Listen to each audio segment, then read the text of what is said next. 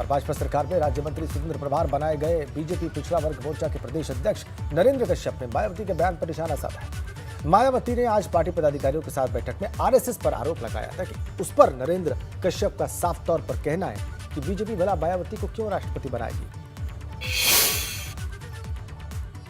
शपथ ग्रहण के बाद अब जो नवनियुक्त मंत्री हैं उनको विभाग का इंतजार है। हमारे साथ नरेंद्र कश्यप हैं, राज्य मंत्री स्वतंत्र प्रभार बनाए गए। डॉक्टर साहब, अब इंतजार है कि विभाग कब मिले। देखिए, महत्वपूर्ण जो कार्य था वो मुख्यमंत्री जी के नेतृत्व में आदरणीय प्रधानमंत्री जी की उपस्थिति में संपन्न हुआ। खासतौर से दूसरा ये कालखंड शुरू हो रहा है भारतीय जनता पार्टी की सरकार का। हाँ, विभाग किसको क्या मिलेगा ये डिस्कशन है माननीय मुख्यमंत्री जी का। उम्मीद है एक आध दिन में विभागों का बंटवारा होगा।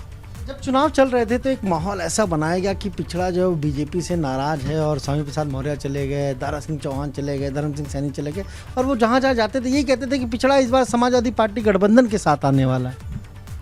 गच्चा खा गए वो, राजनीतिक विश्लेषण की कमी रह गई। वो नहीं जान पाए कि मोदी जी के कार्यों का आकलन देश और प्रदेश की जनता कर रही है। उनको मालूम नहीं था कि 15 करोड़ लोग उत्तर प्रदेश में कोरोना कालखंड में भी कभी हमारी सरकार ने उनको भूखे नहीं सोने दिया।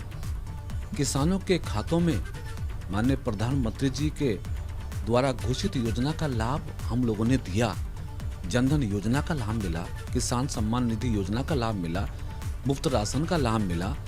और जो प्रदेश के अंदर एक लॉ एंड ऑर्डर की समस्या रहती थी, आदरणीय योगी जी के मुख्यमंत्री बनने से पहले उसको दुरुस्त किया है, उसको ठीक किया है। मैं कहता हूँ लोकतंत्र में भरोसा बढ़ा योगी जी की सरकार में, और उस भरोसे ने प्रदेश की जनता के मनों में कहीं ना कहीं भारतीय जनता पार्टी के लिए आशीर्वाद को और मजबूत किया। परिणाम 2022 का भी बहुत सुखद रहा। नरेंद्र कश्यप का बयान आपने देख लिया। उत्तर प्रदेश में चुनाव खत्म हो गए और प्रदेश में एक बार फिर भाजपा की सरकार भी बन गई, लेकिन भाजपा की जीत का जश्न मनाना कुशीनगर में एक व्यक्ति के लिए मौत का सबब बन गया। घटना कुशीनगर के रामकोला थाना क्षेत्र के कटगरई गांव की है।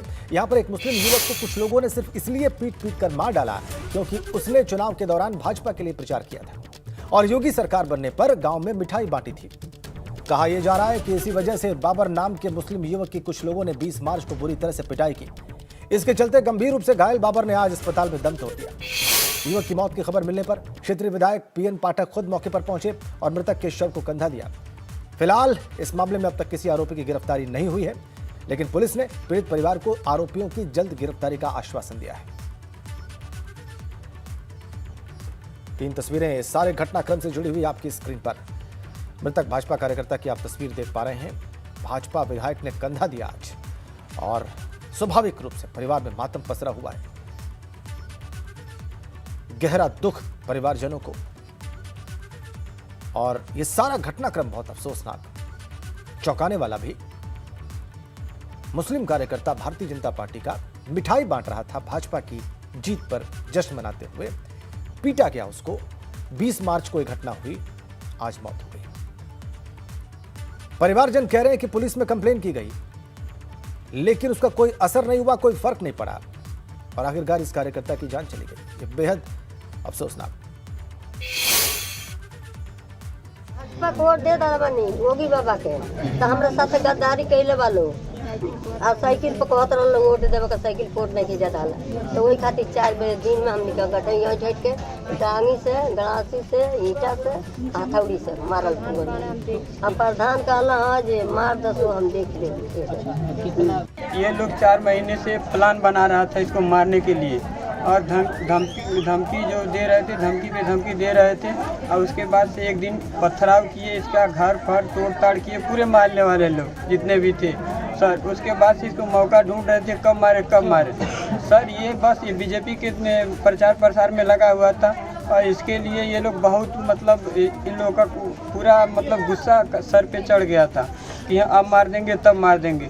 कई बार इसको धमकी मिला 10 लाख थाने में दे देंगे, मार देंगे, ये कर देंगे, वो कर देंगे। हमारा भाई बहुत दौड़ा, अपने मौत के लिए भीख मांगा हो, एसपी कार्यालय में गया, उसके बाद से थाना रामकोला में गया, उसके बाद डीएम साहब के पास गया, हर जगह FIR किया है, कोई सुनवाई नहीं हुआ है और ना ही कोई इसको बचाया है। लास्ट में लोग मारते मारते इसका जान ले ही लिए। 24 में संलिप्त तो कोई बख्शा नहीं जाएगा। यहाँ सारे अधिकारी हैं, एसडीएम साहब हैं, सीओ साहब हैं, SHO हैं। 24 में संलिप्त तो कोई बचेगा थोड़ी, दोबारा कोई इस तरह की हरकत करने की कोशिश नहीं करेगा। ये हमारा वचन है। प्रथम दृष्टया डेड बॉडी उठाने को लेकर विवाद था, जिस विवाद का निस्तारण किया गया है।